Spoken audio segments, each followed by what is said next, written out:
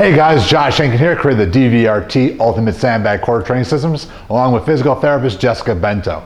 Now, we got to thinking after we watched the CrossFit Games a little bit this weekend, admit you watched it, about some of the ways that we can manipulate some of the events and make it really DVRT related. Now, whether or not, irregardless of how you feel about CrossFit in its essence, there's a lot of commonalities into what we're doing in functional fitness. One thing particularly is that we're trying to build work capacity. We're trying to, improve different movement patterns and so forth. So, for example, one of the events that really struck me in the games was a series where they did 12 deadlifts, 9 hang cleans, and 6 push presses. They did that 5 times.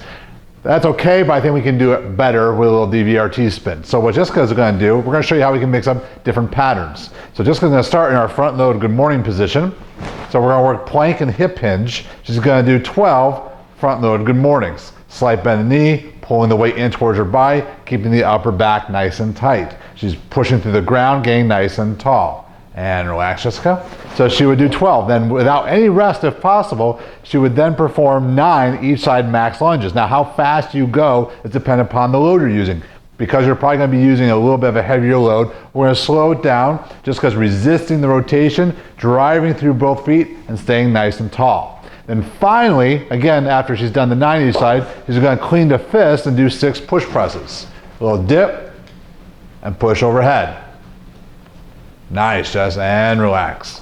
So what you could do is you could do that for 5 rounds in of itself, or you can mix in alternating rounds with a drill or series that we're going to show you in a moment that takes another way to look at the 12-9-6 series. Okay, so you can perform what we just did and or use this one. So for example, one week you use the series we just showed you, the next week you use this series, or you can alternate sets that you do 6 total sets, 3 of each one. So this one we would start with 12 front-loaded squats, just like Jessica's doing, that nice tight front-load position, elbows are in tight, pulling the weight in. If you wanted to make it more difficult, you could simply go to the fist position. So if Jessica comes down and goes on her fist, that slight change is going to make that squat feel harder. And relax, Jess. So you would do 12 of those, and again, minimal rest. Now we're going to do clean to fist. The reason we're going to do clean to fist is because it allows us to still keep the technical component, the accuracy component of the movement. Instead of just throwing the bag into yourself and just pounding yourself, we still want to see good movement efficiency. So we would see 9 clean to fist. Nice. So this would be a way to monitor fatigue as well. If she can't clean to fist well, we know she's too tired.